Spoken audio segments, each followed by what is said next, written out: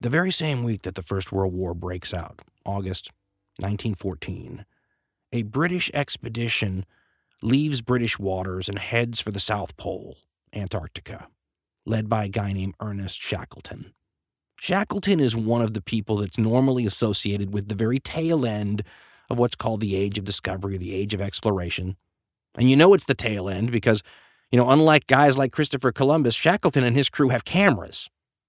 1914, you bring a camera with you, and he's able to document in photographs, real clear, interesting photographs, this ordeal that he's about to experience. As he's on his way to Antarctica, he's keeping tabs on this war that's broken out right when he left. I mean, this is the first real period of globalization in the world, and he can keep track via telegraph of the, sort of major events that are going on. And like everyone, Shackleton is appalled by the scale. You can't believe the amount of casualties, the number of people, the challenges involved in logistics. It feels like this flame that is burning at an unbelievable intensity. So everybody just assumed that couldn't continue very long. That had been the assumption even before the war broke out. The Kaiser famously says to his departing troops, "You'll be home before the leaves fall." When the French military leader Joseph Joffre is told that his troops should be issued metal helmets to replace those cloth hats that they're starting the war with, he says, "Don't bother. They'll never reach the troops before the war is over."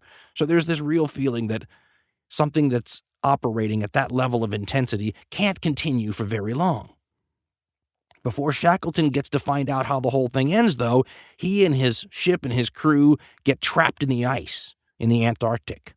And again, photos exist. It's wonderful. You get to watch the ship as it's crushed by the ice, and Shackleton and the crew have to get out and basically live on the ice floes while they wait to be rescued, which is not happening fast enough. And he can see that his people are going to die out there if somebody doesn't do the really brave thing and take one of the little boats, the 20, 25 footers off the big boat, amounting to almost an open rowboat, not quite, but almost. And he and a few crew members get in it and head out into the Arctic waters looking for land.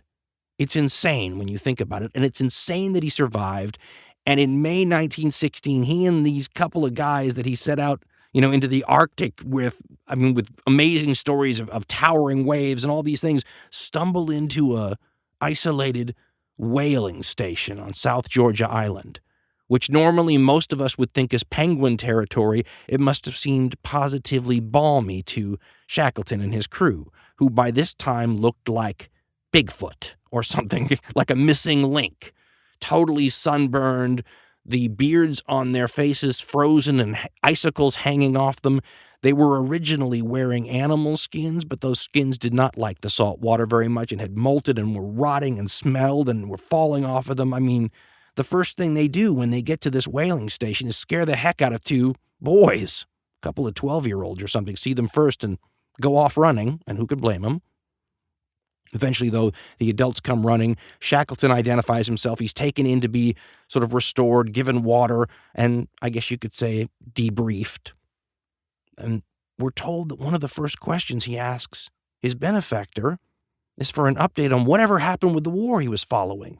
And he says, "Tell me, when was the war over?"